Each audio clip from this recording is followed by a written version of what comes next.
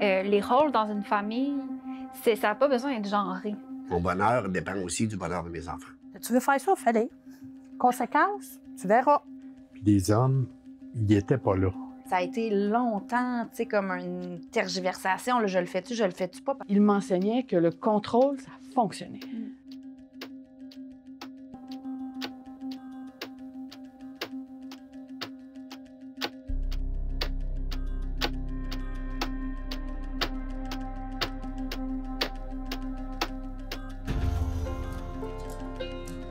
On pourrait faire un bout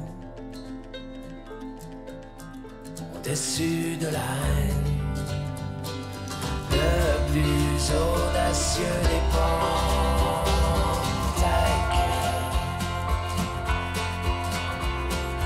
Ta gueule, ouvrir la fenêtre, notre chambre d'écho.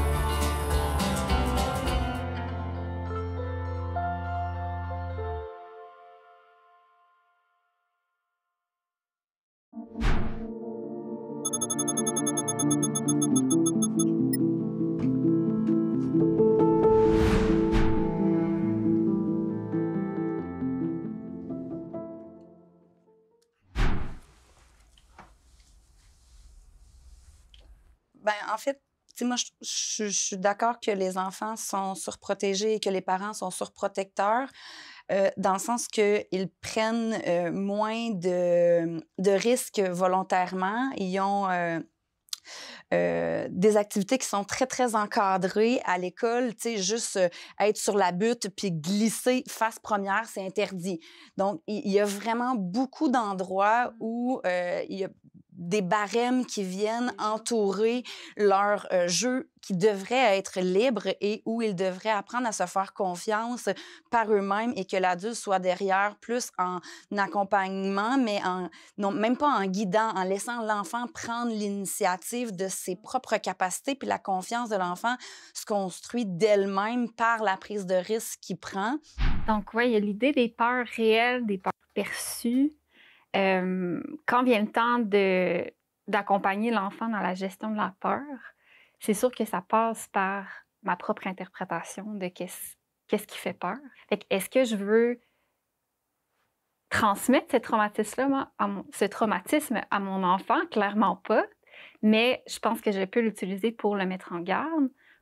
En tout cas, moi dans ma famille, j'ai un garçon qui a 2 filles, puis c'est vraiment pas des gens qui surprotègent. Ils ont pas cette... ils les protègent quand même, mais ils sont pas surprotégés. Ils leur laissent faire des aventures, ils les laissent tout seuls des fois, puis ils les regardent de loin. On parle beaucoup de protection physique, là, comme avoir peur que les enfants se blessent. Moi, je pense que justement, dans notre société, on surprotège les enfants mentalement, intellectuellement. On pense que les enfants ne sont pas capables de comprendre des concepts comme la transidentité, l'homosexualité. On va essayer, ou la situation qui se passe en Palestine. On va les garder dans des bulles parce qu'on pense qu'ils sont pas capables de comprendre ces choses-là. Je pense qu'on est tous d'accord qu'il faut protéger les enfants de réalités qui peut leur faire du mal. Moi, la surprotection, on dirait que la chose qui m'est venue à l'idée pour dire non, je trouve des fois, on devrait plus surprotéger les enfants dans certains cadres. Moi, j'ai beaucoup les réseaux sociaux en tête. Tu sais, moi, je le vois beaucoup. Ma mère est enseignante, elle l'a vu énormément. Je le vois aussi dans mon entourage. Je trouve qu'on ne met pas assez d'encadrement puis de barème pour les réseaux sociaux chez les jeunes. Ce qu'on voit sur les médias sociaux aussi, ou sur les moyens de communication, c'est qu'on a accès à tous les défis, toutes les problématiques de tout le monde. T'sais, si on revient quand moi j'étais, mettons, petite, mes parents voyaient pas nécessairement tous ceux qui avaient pu avoir un accident sans casque de vélo ou sans casque en ski. Tandis que là, aujourd'hui, on est bombardé d'informations qui nous font croire qu'il peut y avoir du potentiel danger, et ça d'une façon constante. Donc, notre interprétation de la réalité est différente pour ce qu'on veut baliser autour de nos enfants, j'ai l'impression, là.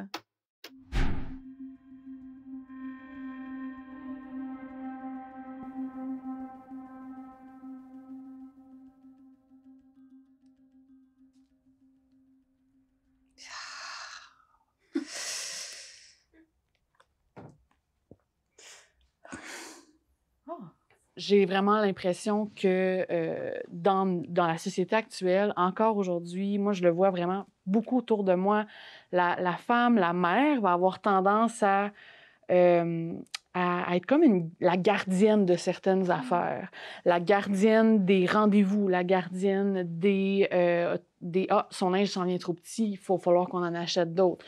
C'est comme elle qui va initier beaucoup de petits gestes qui pourraient être oubliés. Quand on a eu l'enfant, mais Francine a pris tout de suite la place de mère, puis elle a pris la place que les mères prenaient dans le temps. C'était comme ça, les hommes, là. C'était rare, ceux qui s'occupaient de l'enfant, puis qui le nourrissaient, puis qui donnaient la bouteille, puis ci, puis ça. Je l'ai fait un peu, là, mais pas assez. Pas comme j'aurais dû le faire. J'ai un petit peu de regret là-dessus. Moi, j'ai été élevé dans un matriarcat parce que, bon, j'avais ma grand-mère, ma mère et ma tante, on vivait dans la même maison. Puis les hommes, ils n'étaient pas là.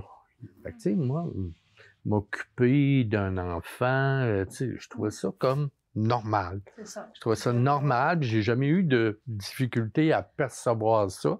Puis même encore aujourd'hui, je pense que j'ai plus de chums de filles que de gars. Tu sais, c'est tout à fait naturel pour moi. Là, moi, je suis contente de mon fils avec sa blonde. Ils ont 3 enfants.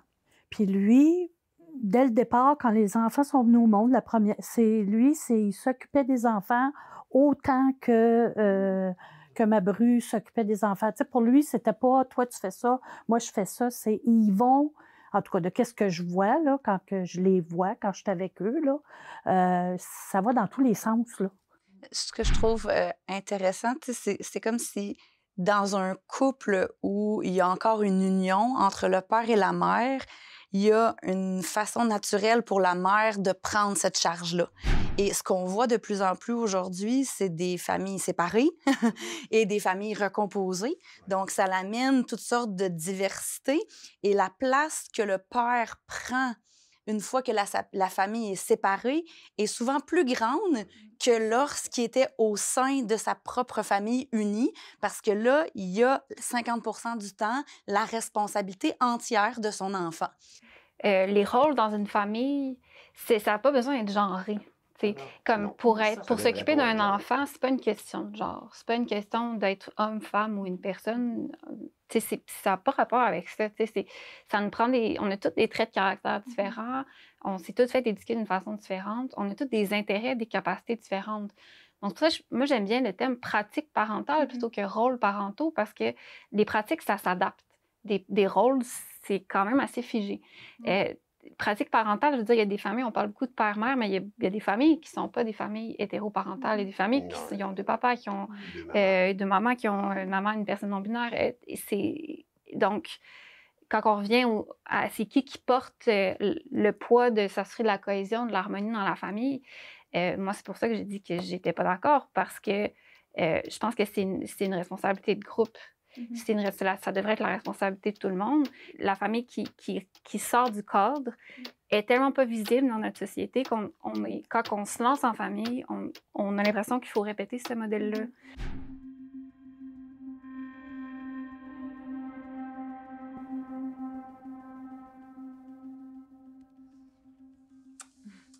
Hey, grands-parents, tu veux faire ça? Fais-le.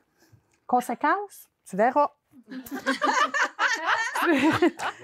Moi, je le sais, qu'est-ce qui va arriver. Toi, tu le sais pas, mais fais-le, puis on verra. Puis inquiète-toi pas, je suis là, s'il arrive quelque chose, ou as-tu des questions? Moi, c'est drôle parce que j'ai tendance à faire ça en rigolant. Je sais pas pourquoi. C'est drôle parce que avec 2 petits gars de 8 ans, ils vont se donner des tapes à la gueule. Il n'y a pas de problème avec ça. Il faut les arrêter. Puis moi, je dirais plus... C'est pas tellement une punition qu'une conséquence de tes gestes, de ton geste. C'est tu l'as fait, puis garde ça, t'aimerais ça, mais non, pas de tablette, pas de ci, pas de ça. C'est pas une punition, c'est une conséquence de ce que tu as fait. T'sais. Mais la conséquence, habituellement, elle est naturelle à l'action. Pas tout le temps. En retraite dessert, comme par exemple, là, ça n'a rien à voir avec la chicane entre les 2 petits bonhommes. Absolument donc, c'est une pas. punition. Une conséquence, ça serait de leur apprendre à voir l'effet que ça a eu sur l'autre et de devoir faire un geste réparateur. Mais ça, tu le c'est fais. une conséquence. Ouais, ben, tu sais, aussi, là, moi, j'ai vu mon fils qui avait scrappé un scooter à un moment donné, puis... La conséquence, ça serait de la faire une conséquence, réparation, c'était de ça. réparer ça, d'écrire une lettre aux personnes, leur dire c'est passé ça. Vivre seul avec un adolescent, ma crainte à l'époque, puis on a toujours des peurs comme parents, c'était que mon fils soit pas assez autonome. Ça fait que, tu sais, à un moment donné, on a pris des décisions, moi et lui, qui l'ont rendu véritablement plus autonome. Mais je pense que ça m'a joint un tour, c'est que c'est moi qui suis devenu plus autonome à travers tout ça, parce que je lui laissais l'espace. J'étais pas un père poule, je lui laissais l'espace. Fait que moi, j'ai eu beaucoup d'autonomie parce que je sentais que lui pouvait prendre sa place puis que ça avançait. Et c'est pour ça que moi, je suis devenu plus autonome. Je me souviens, quand j'étais jeune, j'étais quelqu'un qui était assez... je bougeais beaucoup, puis j'aurais peut-être été classé TDAH, là, mais j'avais lancé une roche à un moment donné à mon frère, puis je l'avais frappé en plein front. Bien, on était 4 ou 5 qui jouaient ensemble. Fait que ça aurait pu être un autre. Moi, ce que j'ai pas compris, puis j'ai encore ça en mémoire aujourd'hui, puis j'avais 10 ans, pourquoi moi, j'ai été puni, puis que les autres l'ont... Puis j'ai pas compris pourquoi, là. J'ai essayé de savoir, mais il n'y avait pas de communication. C'est que la communication, comme tu disais, discuter avec l'enfant, essayer de... Ça, je pense, pour moi, c'est très important. C'est sûr, je veux prioriser la communication. Je dis, je veux prioriser. Est-ce que je vais pouvoir? Je ne le sais pas, parce que on dirait que des fois, la parentalité, ça fait remonter certains trucs inconscients dans toi. Puis là, ben, t'espères juste ne pas faire subir à ton enfant des fois ce que toi t'as subi. Donc, je veux pas être dans la punition, je veux être dans la communication, mais il faut que j'ai la patience puis l'ouverture envers moi-même d'aller dans la communication puis de le choisir plutôt que de choisir la punition. Parce que c'est facile, la punition. J'ai l'impression que la punition pour discipliner, ça relève plus d'anciennes mentalités que je pense que la communication, la communication ouverte et tout, c'est quelque chose qu'on entend plus parler peut-être récemment. Moi, la fameuse phrase « si tu finis pas ton assiette » ou « si tu fais telle affaire, je t'enlève le dessert », moi, ça m'a tellement marqué que j'en ai développé un trouble alimentaire. Donc, j'ai reçu ces punitions-là beaucoup. Et même que des fois, j'ai pas l'impression que ça me disciplinait. J'allais même challenger encore plus l'autorité de mon parent à cause de ça, parce que il m'enseignait pas à réaliser « Ah, j'ai fait telle chose, ça n'a pas été plaisant. Ah, il faudrait pas que je le refasse à l'avenir. » Il m'enseignait que le contrôle, ça fonctionnait.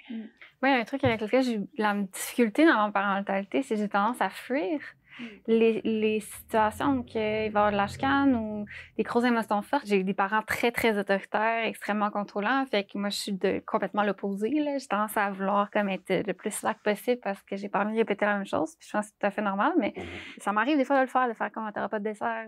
Mais à chaque fois que je le fais, des fois, je suis comme... Ah! Avec ça. Je suis comme, voyons, pourquoi je viens de faire ça? Comment ça, il n'y aura pas de dessert? Je suis comme, c'est vraiment pareil. Puis là, je suis comme, je donne pareil. Puis là, mon autre parent, des fois, il va être comme, mais non, il faut que tu restes ferme, il faut que tu dis quelque chose, il faut que tu restes ferme. Puis là, je suis comme, en tout cas, je me rassure dans le sens que même s'il finit par avoir qu'est-ce qu'il m'a demandé, dans le moment avant, ben, je vais avoir parlé, je vais avoir communiqué, je vais essayer de comprendre. On essaie de, on discute. Puis si finalement, je perds, c'est un peu tannant. En tout cas, j'ai pas encore fait le... C'est sur la bonne voie. Ouais. Oui. J'ai pas encore tout compris. Non, mais j'ai souvent bien. tendance à acheter la paix. Ouais.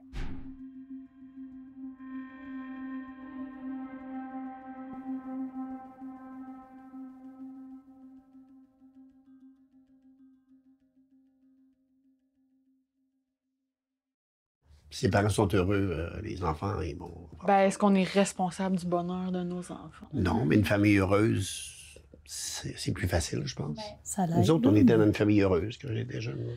Puis ça aide, ça. Il n'y avait pas de drame, il n'y avait pas de... Moi, il y a eu un gros drame dans le sens où je me suis séparée du père de mes enfants. Et si j'avais souhaité le bonheur de mes enfants prioritaire à mon bonheur, ben j'aurais resté dans une relation qui, malheureusement, m'apportait plus de bonheur. Donc, Puis ça a été longtemps, tu sais, comme une tergiversation. Là, je le fais-tu pas? Parce que, inévitablement, ça va avoir une incidence sur la qualité de vie puis de bonheur de mes enfants. J'ai eu la même réflexion pour au final réaliser que mon enfant aujourd'hui est beaucoup plus heureux avec ses parents séparés qu'il l'était quand on était ensemble. Fait que, tu sais, on idéalise que la famille va être heureuse si on reste ensemble puis qu'il n'y a pas 2 chambres, qu'il y a comme la séparation, les nouvelles routines. Puis oui, c'est dur un temps, mais il y a d'autres choses qui vont être difficiles dans une famille, même si la famille reste ensemble. Tout à fait. C'est le bonheur des parents aussi. Moi, je suis encore parent, j'ai 2 gars. Puis mon bonheur dépend aussi du bonheur de mes enfants.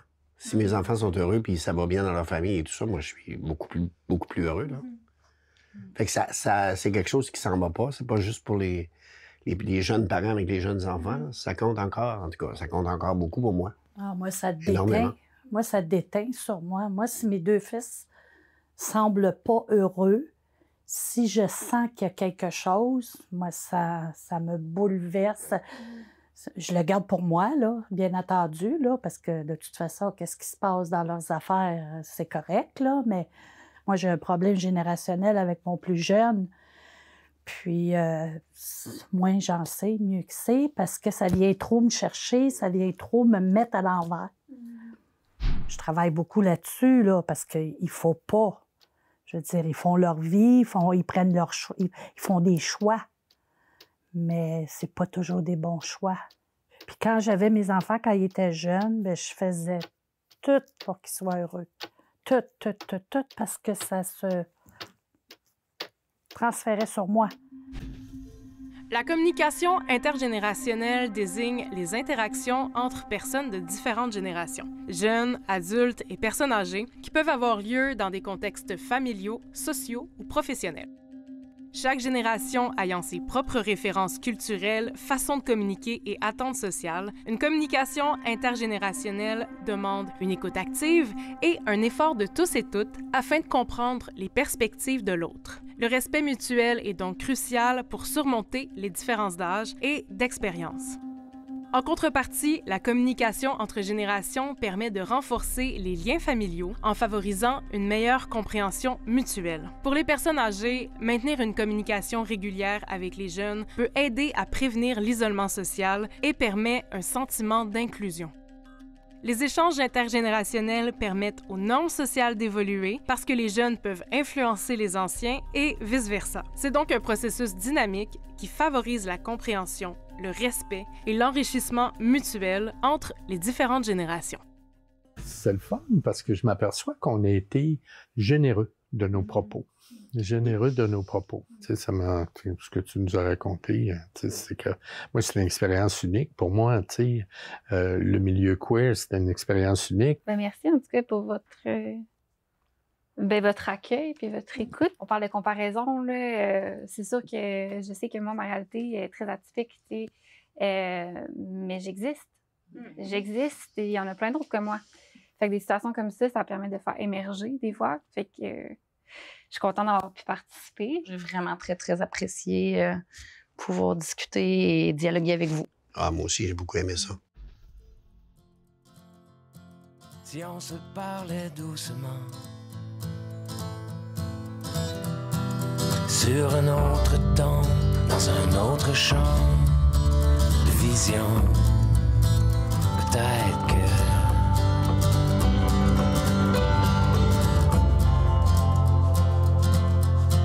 si on se croisait plus souvent entre les pôles d'un autre camp, d'une autre chambre d'écho, peut-être que si on s'écoutait autrement,